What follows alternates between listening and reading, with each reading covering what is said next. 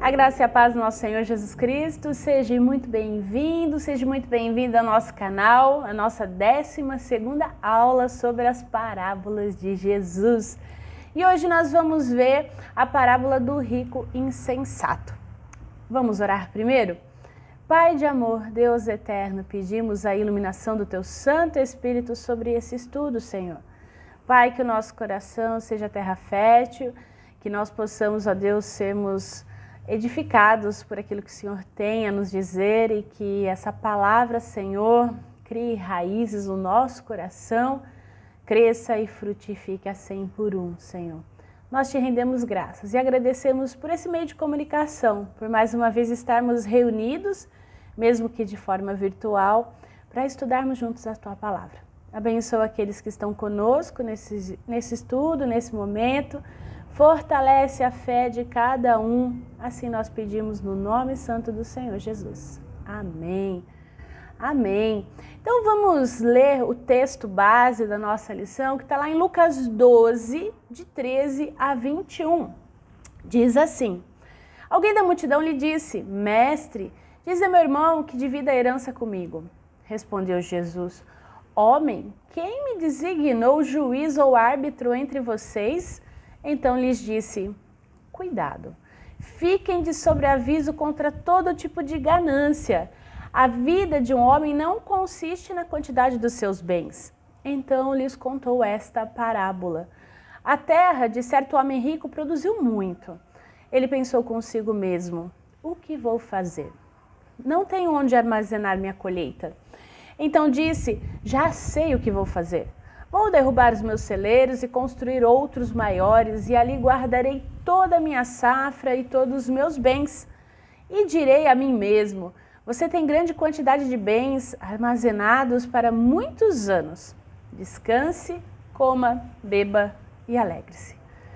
Contudo, Deus lhe disse: insensato, esta mesma noite a sua vida será exigida. Então, quem ficará com o que você preparou? Assim acontece com quem guarda para si riquezas, mas não é rico para com Deus. Palavras do Senhor. Eu espero que juntos, ao estudarmos essa lição, nós possamos ter assim condições de compreender e entender o sentido da vida, de que esse sentido não está na abundância dos bens que nós possuímos, mas em Deus e em obedecer os seus mandamentos. E talvez você comece fazendo uma pergunta óbvia: Gisele, então existe algum problema em ser rico? Talvez seja a primeira coisa que a gente pensa quando a gente lê esse texto. É pecado ter recursos financeiros e bens materiais? A Bíblia diz que não. Não é essa a questão. Muito pelo contrário, a gente vê que a Bíblia apresenta vários homens e mulheres assim de referências que foram ricos, né? A gente vê Abraão, Jacó, Barzilai, Jó, José de Arimateia, Lídia, muito provavelmente as mulheres que estavam sustentando o ministério de Jesus, Susana, Joana, então assim, entre outros. Então o problema aqui não é poupar, não é ter o dinheiro, não é reservar aí algo para o futuro, para uma emergência, não é buscar então de alguma forma ter segurança financeira. O problema está em depositar a sua segurança nas finanças. Essa é a questão de tudo que a gente vai ver aqui. Que o foco dessa parábola, então, é na verdade, como sempre, né? O coração. Onde está seu coração? Né? Na suposta segurança que essas finanças dão, ou em Deus, que nos dá a segurança e que garante para a gente todas as coisas. Então, pelas palavras de Jesus, a gente vê aqui que o que ele condena não é a riqueza em si, né? Estamos claros nessa questão, então. Mas o que ele condena também é a avareza, ou seja, o apego ao dinheiro, em confiar que esses bens materiais vão suprir todas as suas necessidades, e não Deus. Essa é a insensatez, talvez a sua Bíblia diga, né, louco, que a ideia é o quê? De alguém que confia em si, nas suas finanças, nos seus bens, para garantir a sua segurança. Então, na verdade, é que o pensamento de que a vida consiste na quantidade de bens que eu possuo, né, no juntar. O apóstolo Paulo também não recrimina a riqueza, muito importante lembrar, né? Mas o que? O amor ao dinheiro, que segundo ele é a raiz de todos os males. Então, a questão aí é a idolatria, né? A confiança, então, que Deus vai suprir toda e qualquer necessidade, que Ele vai nos salvar.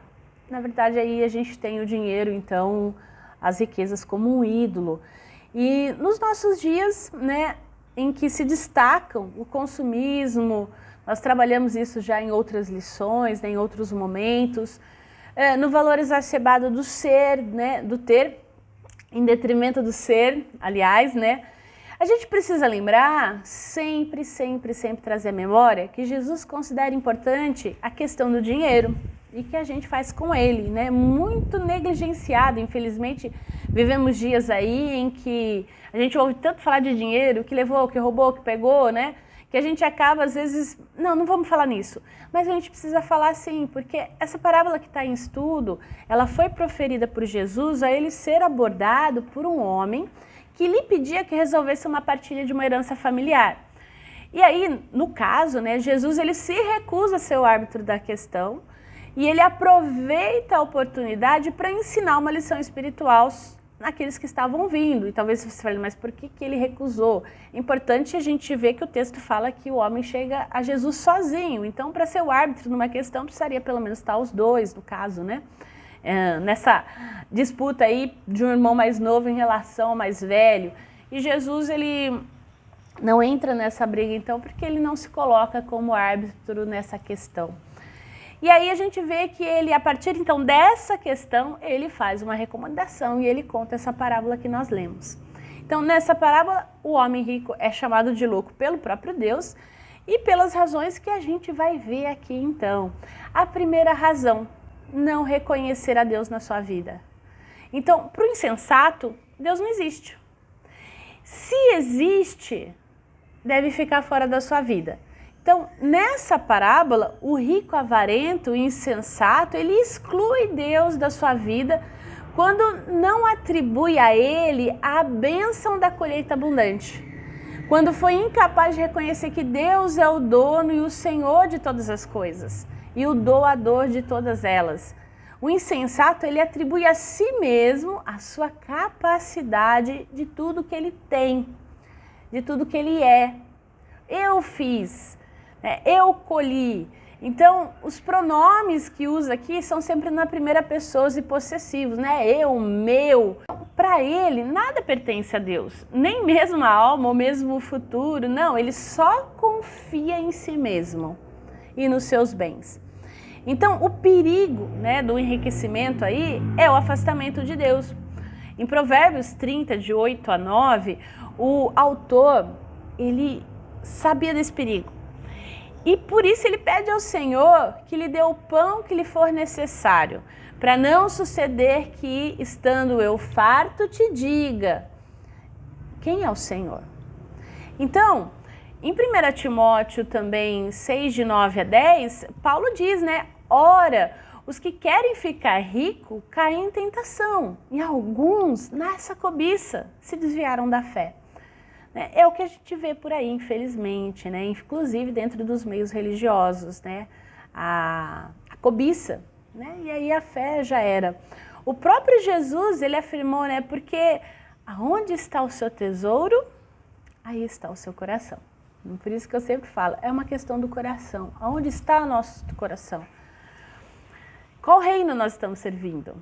O de Deus ou o nosso próprio reino, querendo enriquecer-nos, né?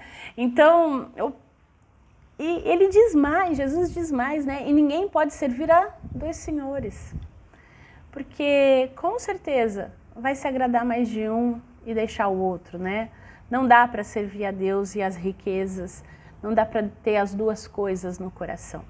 Então, para a gente pensar um pouquinho, né? Se a gente não reconhece que tudo que a gente é e o que a gente tem provém de Deus, será que a gente também não está caindo no mesmo pecado desse rico da parábola? Será que nós não estamos sendo insensatos, depositando a nossa confiança em nós mesmos? Né?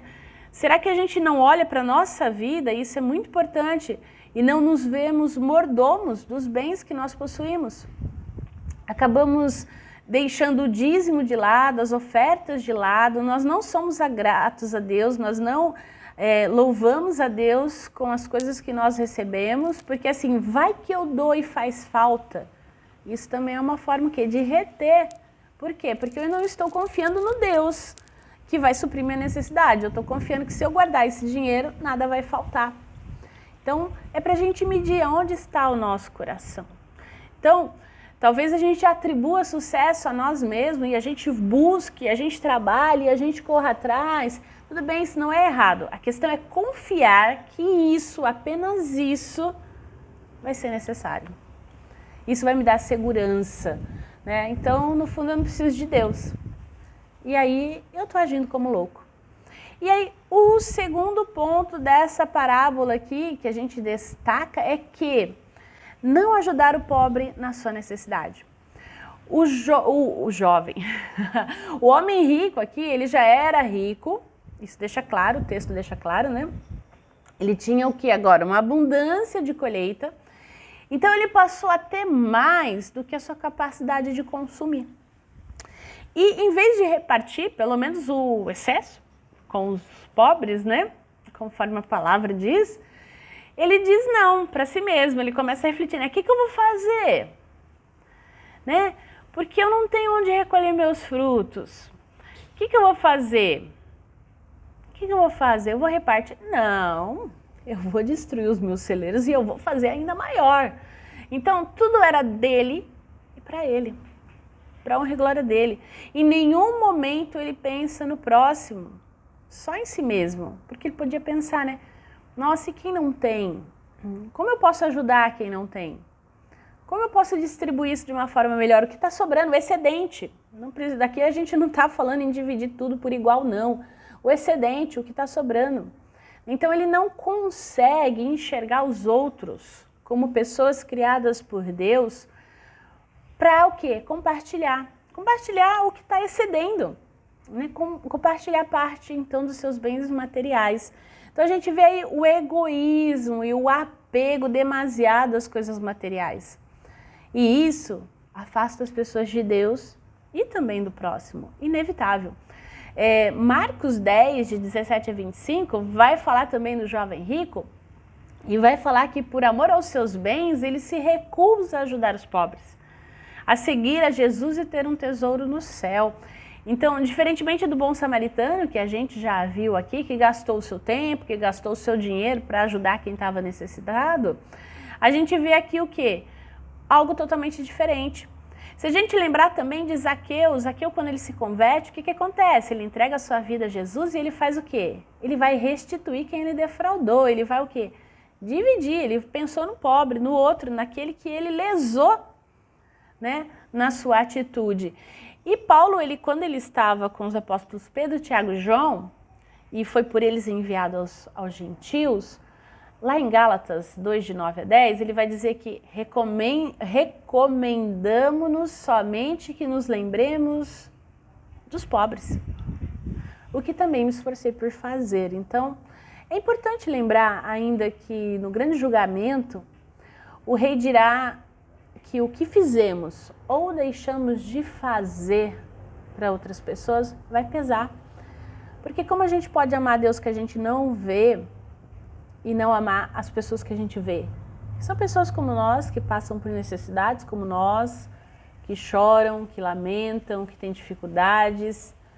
Então é muito importante isso. Então a gente deve usar o que Deus confiou para nós para o seu serviço e também, nesse sentido, para ajudar o próximo, o necessitado, porque a gente é abençoado para abençoar. Não tem sentido receber tanto para entesourar. Não tem, porque assim, a gente recebe bênção para transbordar, para abençoar. Então, talvez valha o questionamento, a gente tem sido bênção na vida das outras pessoas ou nós só estamos pensando em nós mesmos? em como se dar bem, em como sobreviver, mas sem olhar para o lado. Você consegue ver Jesus nas outras pessoas, olhar para elas e pensar, que elas são como você. Talvez nesse momento elas estão passando por mais necessidades que você, e como você pode ajudar de alguma forma. E isso com atitudes pequenas, Às vezes a gente pensa em coisas grandes, mas em coisas menores, No auxílio da cesta básica da igreja, no auxílio a entidades filantrópicas que a gente sabe que atendem pessoas necessitadas, crianças, enfim. Vale a gente refletir, porque um pouquinho meu, um pouquinho do outro, a gente consegue fazer uma coisa grande e abençoar também as pessoas, A gente pensa às vezes só no nosso micromundinho, mas a gente está dentro de um social que é muito grande, a gente pode atingir outras pessoas, abençoar outras pessoas, nos juntando. E como comunidade, abençoando, louvando a Deus, olhando para o próximo. E o terceiro destaque dessa parábola é não confiar a Deus o destino da sua alma. A gente fala aí essa ideia de salvar almas como uma coisa isolada, A gente deixa de usar porque a gente tem de ser humano como um todo. Mas aqui a gente está falando do lado espiritual mesmo, então a gente vai usar esse conceito, que é um pouco mais antigo assim, mas eu creio que para todos nós é fácil de entender. Paulo ele apresenta Deus aos atenienses, lá em Atos 17, de 23 a 28, dizendo que o Deus que fez o mundo e tudo que nele existe, sendo ele Deus, Senhor do céu e da terra. Deus é o Criador, ele é dono de tudo e de todas as coisas, inclusive do ser humano como um todo. Então, o rico insensato, ele acreditava ser o dono da própria vida, da própria alma, de ter o seu destino eterno selado. Bom, é só agora sentar e comer, tá tudo bem. E talvez ele pensasse, que os seus bens durariam para sempre, não sei, e que ele da mesma forma não teria fim. A gente não sabe, A Bíblia diz que os bens materiais não são eternos. E eu e você sabemos, é só olhar a gente em volta, Os bens não são eternos, eles acabam, eles corroem, são corroídos, pela ferrugem. A nossa vida é transitória, é passageira, Eu costumo sempre pensar, A gente ouve muitas vezes, assiste no rádio, a gente vê um acidente, eu penso, ninguém saiu de manhã e falou, hoje eu vou morrer, hoje eu vou sofrer um acidente. Ninguém, em sã consciência, A gente sai para trabalhar, a gente sai para ir no mercado, a gente sai para levar o filho na escola, e a gente não espera que aconteça nada de ruim. A gente não espera que seja o nosso último dia. Nunca. Mas o fato é que algumas vezes é. E aí? E olhando também sobre os bens materiais, a gente vê que Jó afirmou com muita convicção, nu eu saí do ventre da minha mãe e nu eu voltarei. A gente é como Jó. O apóstolo Paulo também diz isso, Porque nada temos trazido para o mundo, nem coisa alguma podemos levar dele. Nós não somos donos de nada. Nada, nada, nada. E a gente não tem o controle de nada. A gente acha que tem, mas não tem. Nem do nosso futuro, E muito menos do destino da nossa alma. A gente investe em educação, a gente investe o nosso tempo em estudo, a gente investe o nosso tempo na família, partindo do pressuposto de que nós estamos plantando e a gente espera um dia colher. Mas ninguém sabe se vai colher de fato, E aqui eu estou sendo um pouquinho pessimista, assim, no sentido para que os irmãos possam entender de fato o que eu quero dizer. E quando a gente pensa na nossa alma, é Deus soberano, Ele quem escolhe, é Ele quem predestina, então Deus é quem tem o controle de todas as coisas. Então não adianta eu e você querer colocar a gente no céu ou no inferno, não depende de nós. A gente prega, a gente fala, mas é o Espírito Santo que faz a obra, não sou eu, não é você. É muito importante a gente ter isso em vista, de que nós dependemos de Deus para tudo, para tudo. A gente deve confiar a Ele, a nossa vida, o nosso presente, aquilo que a gente está fazendo, o nosso futuro. Que a gente nunca faça como a igreja de Laodiceia, que dizia ser rica e abastada, que não precisava de coisa alguma, inclusive do próprio Deus. Tá tudo bem, não precisava de nada. Mas na verdade mal sabia ela que ela era infeliz, miserável, cega e nua. É muito sério isso, porque a transitoriedade da vida, dos bens materiais, precisa ser levada a sério. A gente precisa pensar muito sobre isso.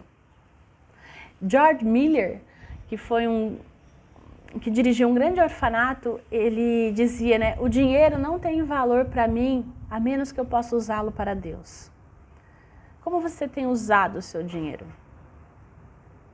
Como está sendo o seu bolso? É isso mesmo. Né? Aonde você está gastando? Né? Nós falamos naquela aula sobre recursos, né? A gente deu aquele exemplo da planilha, tudo. Vale a pena a gente olhar para a nossa planilha financeira, onde nós temos gastado a nossa maior parte do dinheiro, né? Geralmente é ali onde está o nosso coração. A Bíblia, ela nos exorta a amarmos a Deus e ao próximo como a nós mesmos. Quem você ama? Quem você ama? A Deus ou aos bens? Onde está a sua confiança em relação ao futuro? Tanto aqui na terra, né, quanto ao seu futuro eterno. Nos bens ou no próprio Deus? Né? Porque vale a gente pensar, porque se a gente, por exemplo, está pensando que a gente, não, eu tenho que fazer tudo certinho, tal, para garantir, né? Porque vai que eu morro e vai que eu não vou para o céu, né? Eu estou confiando nas minhas obras.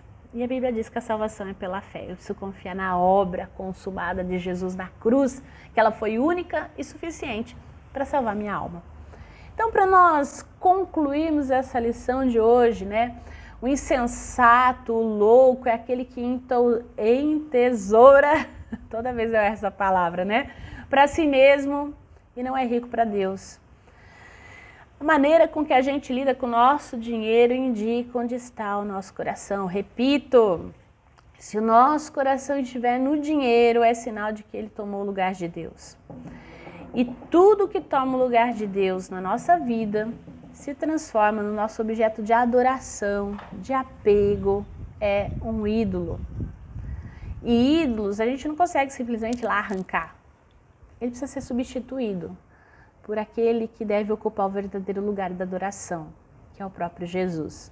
É Ele quem nos preenche, é Ele quem nos enche. Então, os recursos materiais que Deus coloca à nossa disposição, eles podem e devem, né, espero, ser usados para o suprimento das nossas necessidades, dos nossos familiares, para auxiliar o pobre, para levar o quê?